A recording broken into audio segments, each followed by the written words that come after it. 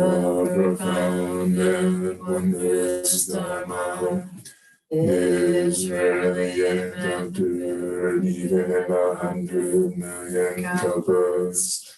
Having yet to hear, accept, and maintain, may I taste the truth of the Tathagata's words.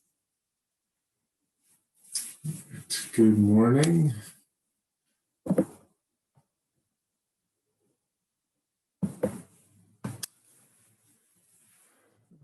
Let's see. So today I'm going to talk about exploring our inmost request. Inmost request is an expression that Shunryu Suzuki used. Shunryu Suzuki Roshi used a lot in his teachings in the mid-1960s. I don't know if he made up this expression, but maybe. Anyway, I haven't seen any earlier instance of these two words together, inmost request, and it's resonated with me and continues to resonate with me. So, what is an inmost request? What is my inmost request? And what is my inmost request right now? And how do I inquire into this? How do I hear my inmost requests, or attend to it and clarify it and manifest it and live it? How do I respond to or answer this request? And this is also, in other words, this is how do I engage my deepest values in my actual moment-to-moment life? Or how do I find my path? And, as part of this, we might also look at, in any moment, what is the request? What is the value? What is the understanding I'm living from? And, is the basis of my engagement in this moment, is it sound? Is it alive? Is it awake? Is it alive and awake to the particulars of this moment and to what I really care about? Or is it caught, or is it confined by a limited view, a limited understanding or idea? And, this week, some of us may have been concerned and or unsettled by the unrest in the capital, our imperfect and troubled democracy at risk. And how is that included in the circle of this inquiry into inmost request?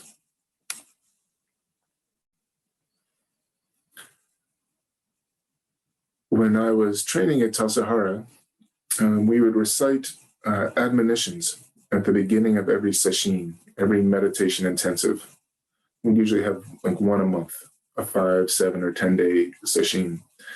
And one of the things that would be recited in the admonitions is that session is an opportunity to discover anew, clarify, and actualize our ultimate concern.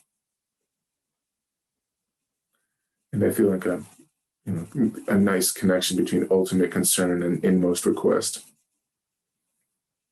So what is my ultimate concern? And ultimate concern is a term, I think it comes from Paul Tillich's work. And Paul Tillich says, faith as ultimate concern is an act of the total personality. It is the most centered act of the human mind. It participates in the dynamics of personal life.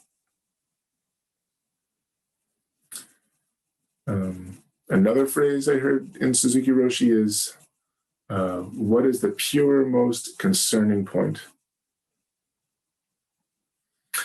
And I also hear inmost request in this kind of a basic question we sometimes bring up of what brings me to practice? Way-seeking mind. When we give a way-seeking mind talk, it's a what brings me to practice talk. When I was in college, I went to the Museum of Fine Arts in Boston. for a class. And the assignment was just to wander around the museum and then like half an hour, and then pick one place and stay there for half an hour. And so I wandered around, and then the place where I stayed for half an hour was kind of a dimly lit temple-like room with Buddha statues in it. And there was some resonance for me there's some quality of peace that resonated with me, resonated with some like, deep request.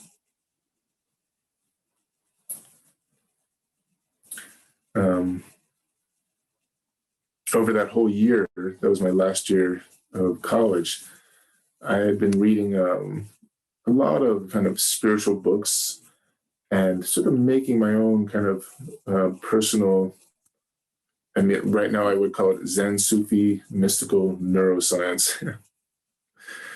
And I think I've talked about this before, but anyway, at a certain point, it became very clear to me that this kind of religion or path of my own creation was not going to fulfill my inmost request.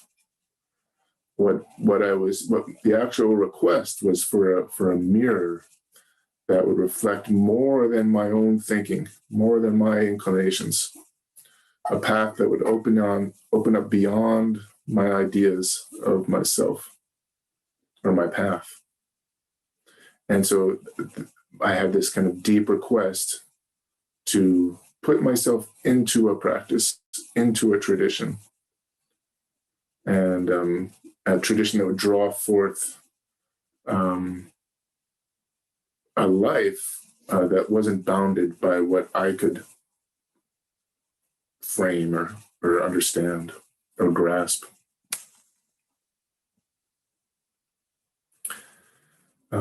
This question of like what brings me to practice, we can also make this immediate. We can always ask, like, what brings me to practice right now? What brings me to this talk? Every time we sit zazen, we can inquire, what am I doing here? And we may know perfectly good answers to this question. We may know something that we clarified in the past.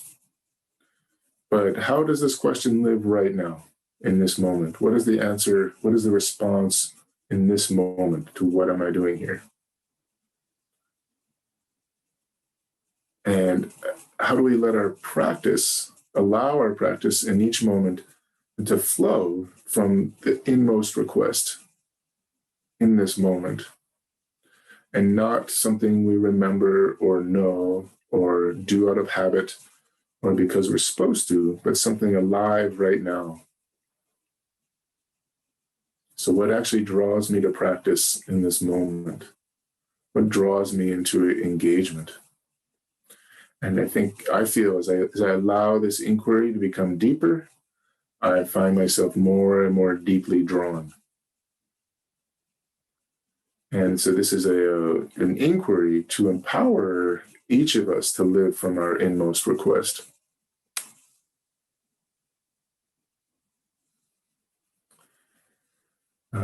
I think, in exploring this inmost request, it's important to begin with like, what's happening right here. Begin from creating a big, welcoming space for this self, for this person, for whatever we're feeling, for our full humanness right here. And as we open into a full and vivid sense of being here as this body, this person, this heart, mind, to bring up this inquiry. What is my inmost request? Or what is my heart's deepest wish, desire, or yearning?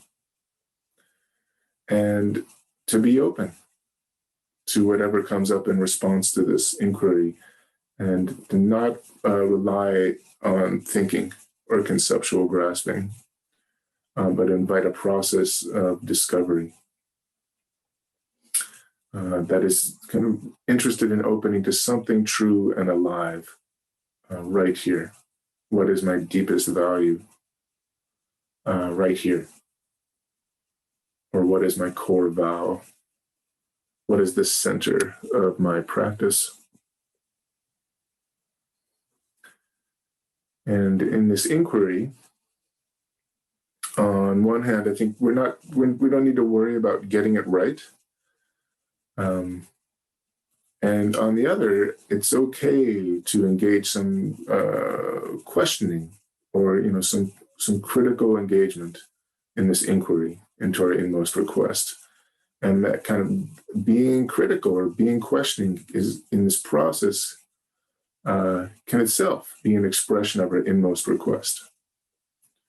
And sometimes I might find a strong desire, a burning desire. I might find an emotional feeling. And I can wonder, is that my emotional request? Is that my inmost request? Is my inmost request something that can be filled by getting something? Is my inmost request an expression of grasping? Suzuki Roshi said that something which can appease your inmost request is not something which you eat, which you see, which you feel, or is not something which is called your desire or instinct.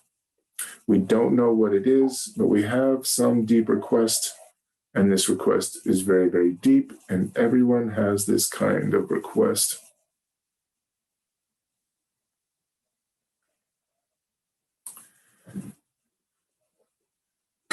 At the first head monk question and answer ceremony I attended at Tassajara, I think this was 1994, someone asked the head monk, "What is your ultimate concern?" And the head monk replied, "Spaghetti." And a few people in the Zendo chuckled. And I remember wondering if the head monk was hungry. Was spaghetti their favorite food? And I remember wondering, was this a living response?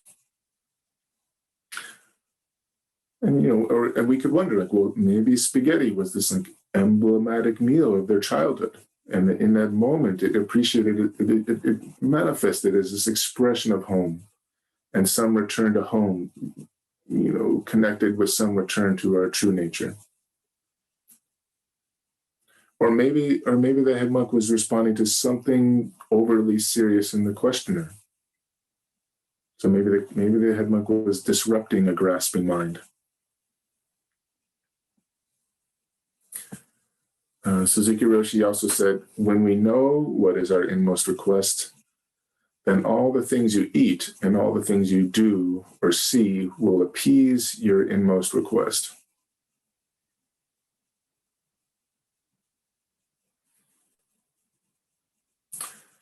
No one can tell us what we really want. So this is part of our being a person, is to look into this. My inmost request is part of me being me in this moment. And we can support each other. We can support each other in how we investigate our inmost request and clarify it and deepen it and manifest it.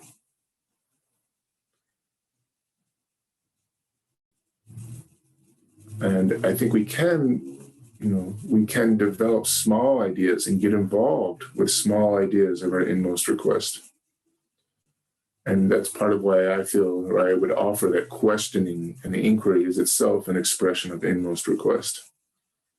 We can be misled by small ideas. In some of our ordination texts, so when I was ordained as a priest, the words appeared at a certain point, "Do not be fooled by other ways." And I don't really hear this as a sectarian thing. Like, you're getting ordained in Buddhism, don't get ordained by all those non-Buddhist things. I hear it as, do not be fooled by small ideas of your inmost request. by small ideas of what we are really here for.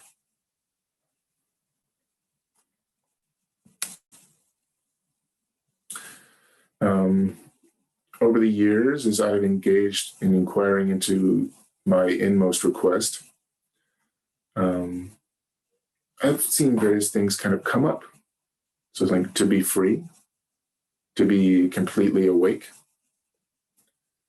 to love fully, to be at peace, to live my truth,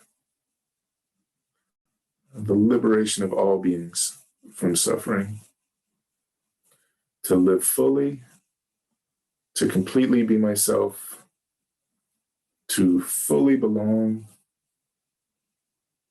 to actualize connection, to express myself completely, to be whole.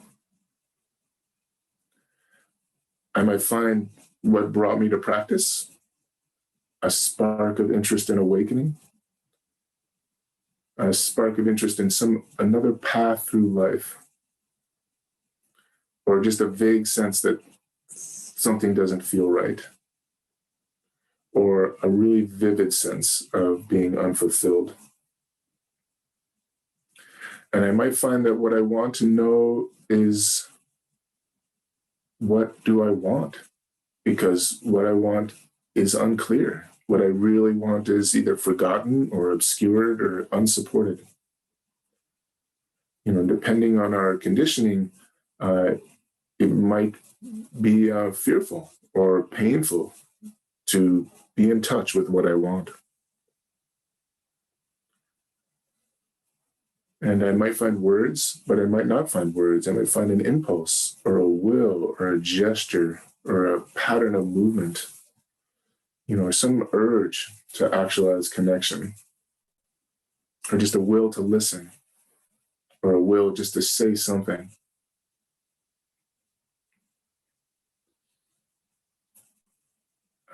I feel we find our inmost request in the middle of our life, which includes in the middle of our pain, in the middle of our suffering of this moment. And so I see this kind of resonate once again with the image on our shirts and hats now of the lotus blooming in the midst of fierce flames. Shinryu Suzuki Roshi talks about, that if we clarify our inmost request with thinking and reasoning, we might develop some understanding, but that understanding won't help us very much when we really need it. Just a conceptual understanding won't help us. So he says we need to find our inmost request in our struggle, in our difficulty. He says, like, with a tear. And then we don't forget about it. And it can really help us. And it can help us when things are hard and when we meet distress. So we don't seek for our inmost request apart from the flames or apart from unsettling events, but right in the middle of them.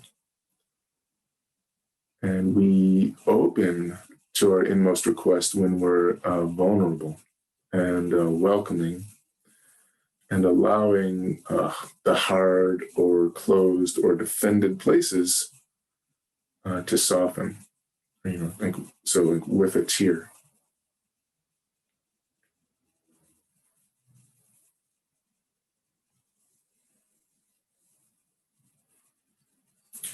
And in feeling out our inmost request, we can, there's other kind of inquiries we can bring up to join in this.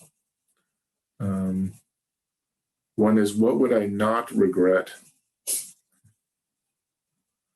I think what we do from our inmost heart, we don't regret. Another contemplation is to remember impermanence. Consider how fleeting this life is. And open to impermanence, our impermanence, as the support for living in a more deliberate way. And Dogen particularly emphasizes how deeply intertwined, seeing impermanence is with giving rise to the Bodhisattva vow. And there's a story that Dogen himself, kind of discovered his own deep request to actualize awakening with all beings when he was a boy, watching a wisp of smoke rising from the burning incense at the funeral of his mother.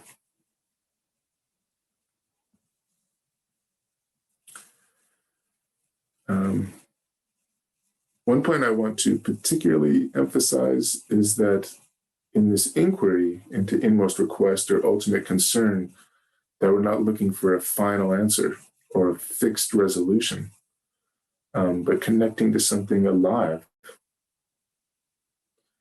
And so whatever we clarify, to not make a nest in it, to not cling to that, but keep looking.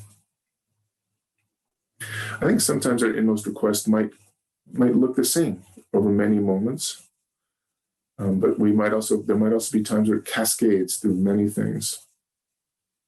And so to allow this to be a process and allow ourselves to be changing and alive. Suzuki Roshi said, "What really exists is our inmost request, always in incessant activity."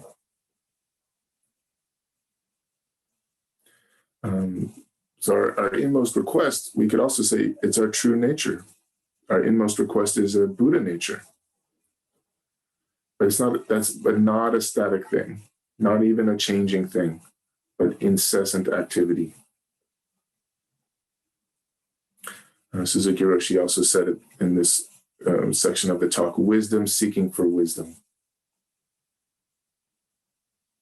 So inmost request as an expression of our true nature, incessantly pulling us into itself, pulling itself into being actualized, expressed, and appreciated with all beings in all our relations. I want connection because I am connection. And this inmost request or this true nature is always working, always unfolding. And I feel this is part of why we don't emphasize attainment and arrival in Soto Zen. But we're more interested in how do we actualize the dynamic life of our true nature in each moment. And so the Zazen, as an enactment of our total dynamic relatedness, giving someone a gift or speaking some kind words, also enactments of our total dynamic relatedness. And so inmost request is this kind of non-thingy way of talking about true nature.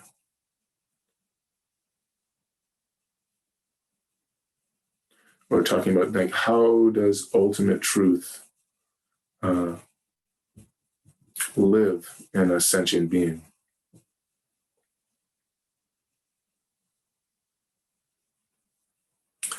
We can also ask, what is most important right now? And if you spend time with Suzuki Roshi's teachings,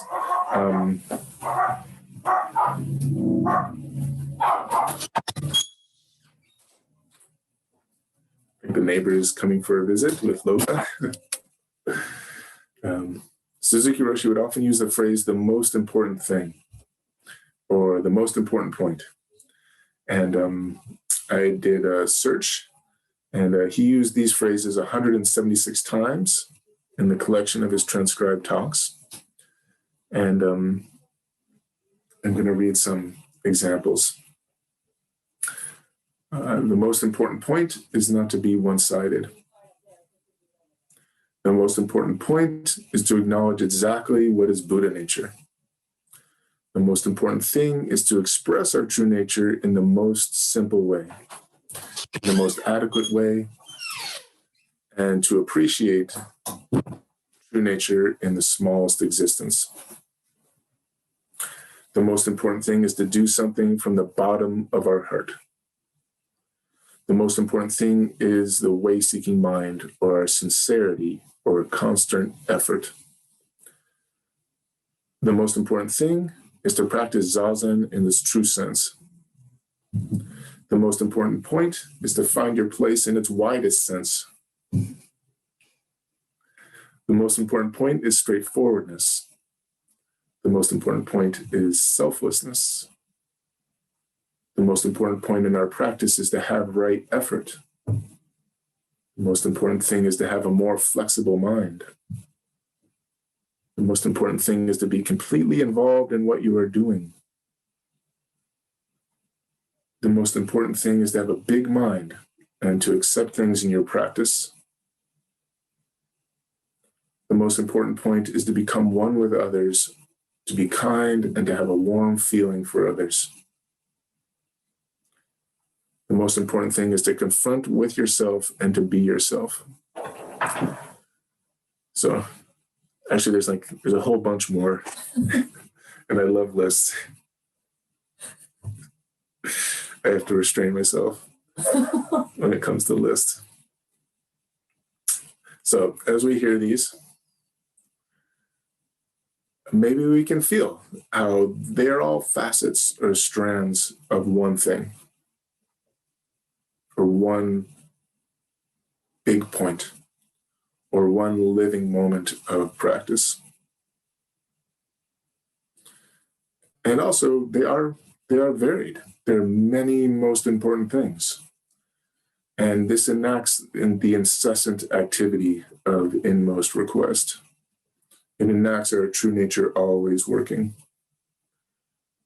They enact clarifying inmost request in many moments, many conditions, many circumstances.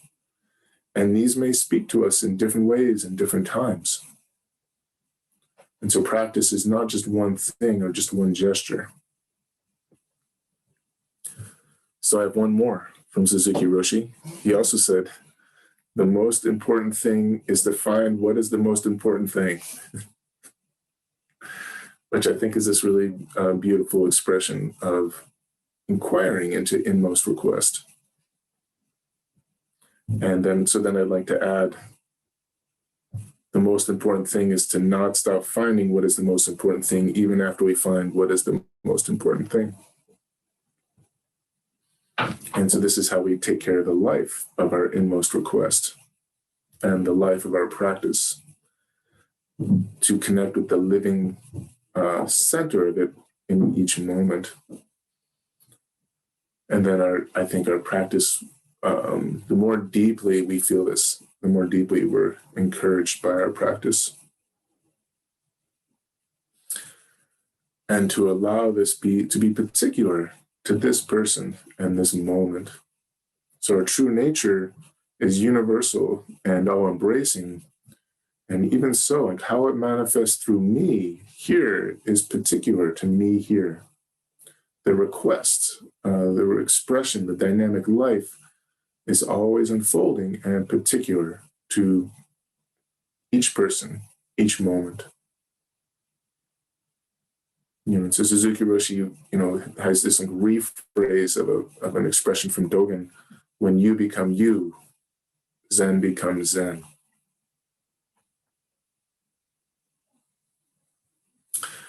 In our tradition, we have vows.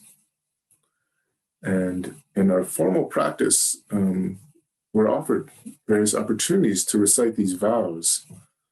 And I would offer that actually giving rise to the vow happens when we actualize a living connection between our inmost request and the vow. And so vows can be part of how we clarify and actualize our inmost request. And they can also be a way that we share our inmost request and support each other in engaging our inmost request. If we just keep our inmost request to ourselves, we don't have the support of others. And how are we actually living it out? And when we share it, and when we share it through vows, we have a mutual accountability. We have mutual support. and mutual support and inquiring more and more deeply into what is this? What is this vow? What is our inmost request? And, the 4 bodhisattva vows that we recite at the end of talks are impossible vows. Beings are numberless. I vow to save them. There may be moments, when we feel or find an inmost request that is impossible. And so I think these vows can encourage us. When you find an impossible and inmost request, don't try to fix that. Or, let that be impossible. It doesn't have to be literally obtainable. And impossible vows and an impossible inmost request can be part of a practical liberation from limited ideas of what is possible, or from limited ideas of what we actually are, how we happen, what life can be, how a moment can turn, or a heart can open.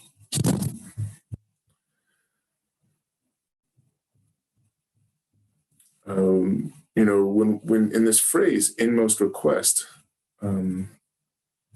there's this request. And I would say my feeling is it's not a request to gain something, and it's not an expression of lack, but an incessant activity of inherent fullness.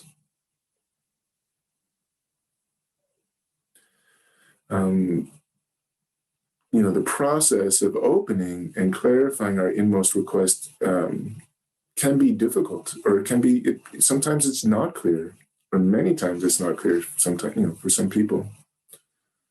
Sometimes we might inquire, and there may be just no sense of what our inmost request is,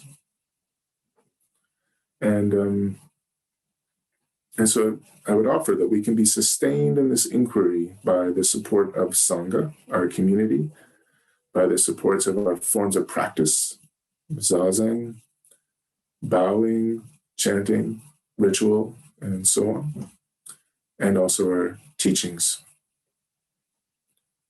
These can all support us to open a connection with our inmost request, and which then can in turn, imbue our Sangha, imbue our practice and our teachings and our forms with meaning, significance, and a source of encouragement.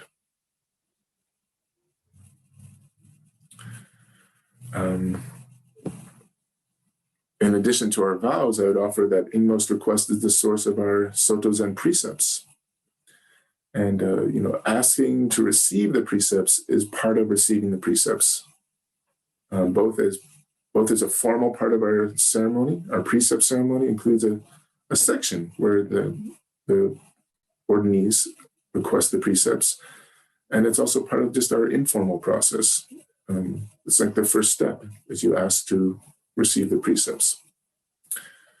And I feel like part of why we enact and ritually perform this asking to receive the precepts is this opportunity to connect with our inmost request. It's a chance to feel and open and clarify our inmost request.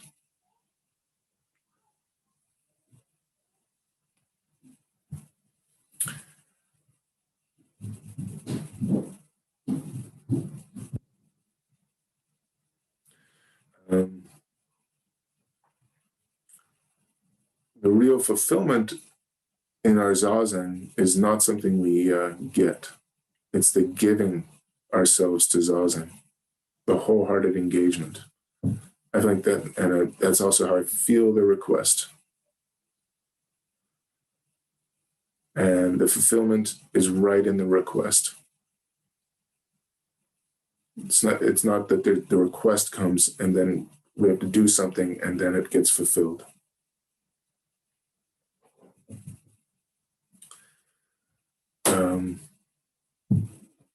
When the clarification and actualization of an inmost request becomes, you could say, that the big problem of our life, the central, ever unresolved problem of our life, all the other problems of our life find their appropriate place.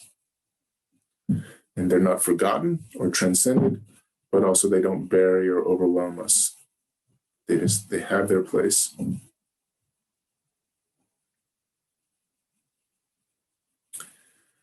So in conclusion, I'd like to invite you to inquire again. What is your inmost request?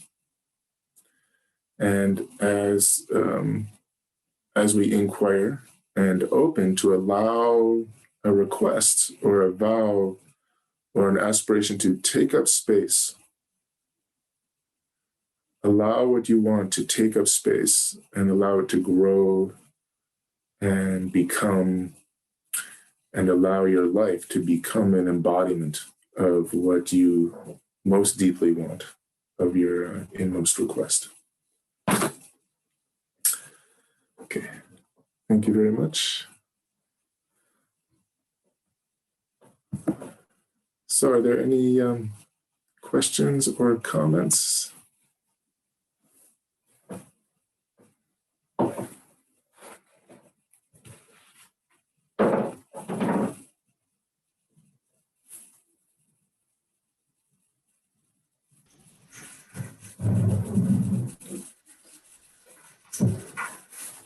Hi, Korin. Hey. Roberta here. Hey. Yeah, I have been working in a lot of pain, through a lot of pain, about how to really focus on freedom from suffering. And that is an ultimate, that is my ultimate request. I have a family member who has become influenced by someone who is pretty isolated but identifies with QAnon type thinking and has identified that the Democrats, Joe Biden, is a pedophile and all that strand that had popped up some months ago, I believe. And it's very heartbreaking to me that my relative, my dear friend, really has taken this on, and it looked like to me she's pretty isolated herself, that perhaps it was a way to appease this man and find him right, not completely dismissed, because she's not a Trump supporter by any means, but it has really broken a certain kind of belonging that I have felt in my pod, in my family group, with this person. And I've had to disengage in conversation, not take phone calls. It's not like she's beating me over the head with it, but we can't talk about this recent event without a very different lens. And I was struck by your speaking to having in from Dojin taking on a different point of view, as it were, to and I'm trying to find a way to enlarge my point of view, and I'm stuck. I can't include that. I'm morally against that type of thinking, that way of being. What happened Wednesday is appalling, and I see that it was definitely a reactionary kind of occurrence, and I'm not clear how we can shift this energy, but I know we have to do something. And it is good to meditate and to be in practice, and I use that as my ridgepole, as it were, to gauge my, to center where I am in my day and life. But I'm pretty isolated, like many of us, and I see all kinds of things occurring that are outside of my control. And I do use the AA prayer, God grant me the serenity to accept the things I cannot change, the courage to change the things I can, and the wisdom to know the difference. It's hard. It's been hard. Thank you very much. Bless you. Thank you. Yeah, it's a major challenge. I think it's always a challenge, and I think there's particular challenges right now of feeling a sense of agency and participation. And Yeah. I think as much as possible to, I think what I feel with our sitting practice is when our sitting isn't trying to get away from these challenges, but kind of welcome the challenges into our sitting, and let the stillness and the work with these things on our cushion, let that be a kind of circulation, a free circulation. Yeah. Yeah. I hear that. And that does soothe, as it were. Yes.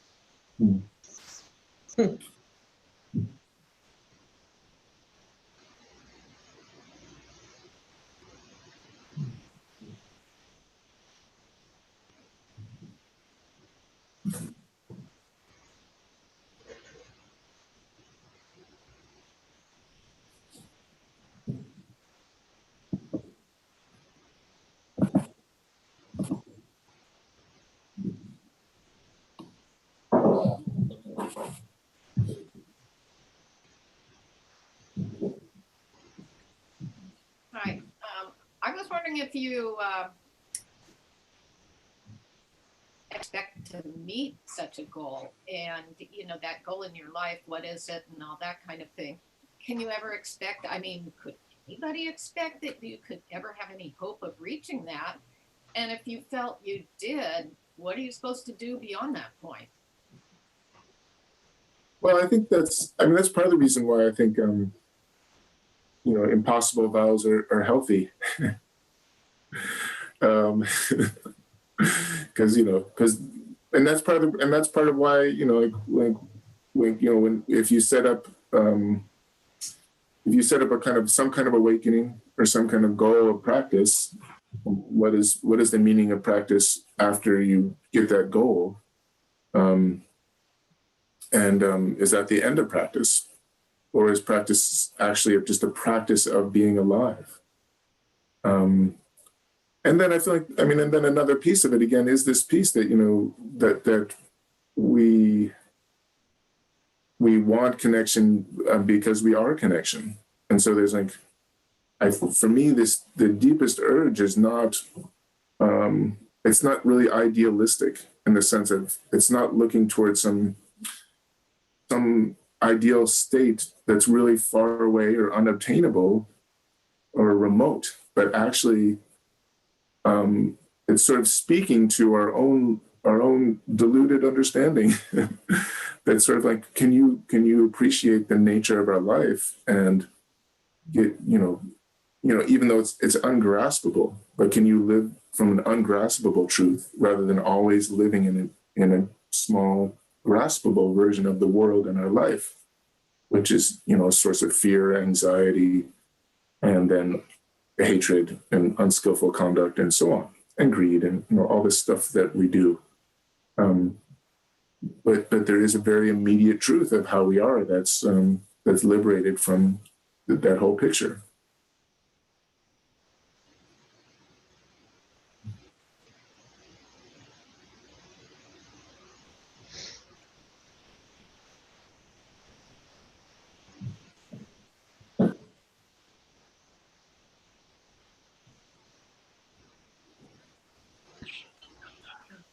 Korin, can I talk? I can't see. Please. Yes. I thank you for your talk. I feel that by inviting us to always question the inmost request, we can really make the practice our own instead of being a passive recipient of any teaching, which, it would not be actualized. And in the middle of this horrible situation that we're in now, if we can really use the horribleness, I would say, to question our inner request, then we could really deepen, whatever it is that we want to actualize. So I think it's very useful. It's very practical. Thank you. Okay. Thank you. Yeah. Thank you very much.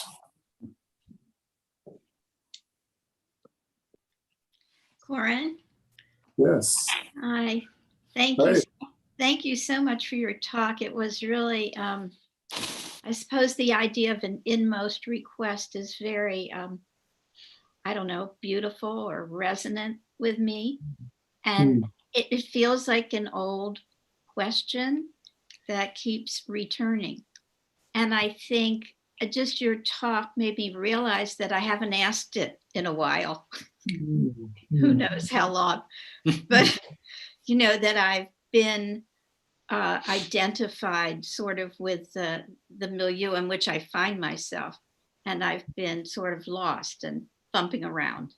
And it was just so great because there's just a clarity in even asking the question and just even entertaining the idea. I feel like I'm like more rooted, more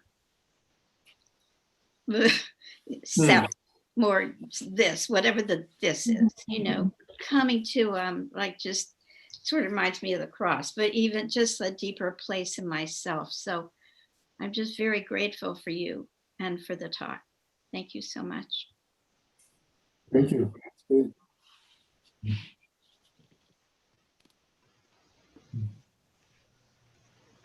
Hi, Korin. Hi. I like the talk. Good New Year's encouragement for the examined life. And I kind of need that because of, all the distractions around. And I find myself kind of going on autopilot a lot and just reacting to whatever. I know there's plenty to react to, whether it's the chores around the house or whatever. And so just having the encouragement to have a little examination around, well, why am I here? And I mean, those questions have been with me, I don't know, since adolescence or something. And it's good to be reminded that that's a valid question and that we don't just have to react to the things that are hitting upon us from outside, because that just seems like a bad path. And so the encouragement to really, be true to yourself is great. So thank you. You're welcome. Yeah. Thank you. Korin. Yes. Hi. Hi. Thank you for that talk. Wow. It really connected with me deeply. And especially loved your list of the most important things from Suzuki Roshi.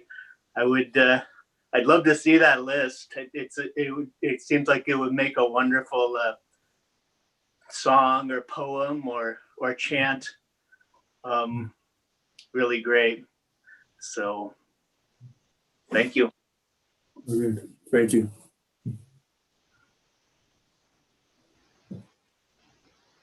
Korin, thank you for the talk. Building off of a comment that was just made, and a comment that you made during the talk of how, you're the only one that can figure out what is right or what your inmost request is. Do you have any? And I know you talked about this some, but advice on hearing that and distinguishing it, because sometimes it's a very quiet voice from all of the noise.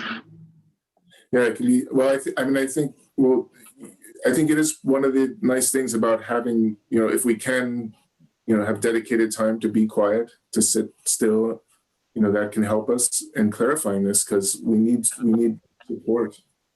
It is hard to hear it in the noise.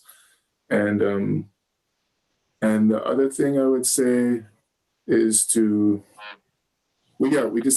needs to be a sense of spaciousness to let something, or we need to give this space to appear, and the more space we can give it, I think the better, in terms of no expectation on what we'll find, just a curiosity, and I feel like sometimes it comes up as words or as a vowel, and I think that can be useful, or it can be yes, and it's it has a clarity to it. But sometimes I think it's not, just a request is not necessarily something that's in words. We can experience a request for something that's not in words, and then to feel well, how is that? How is it to meet that request in this moment, and in our relationships? So I hope that's encouraging. Thank you.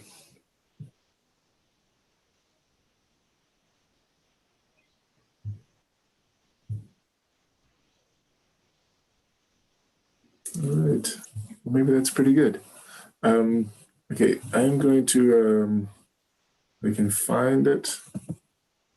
Put the 4 vows in the chat.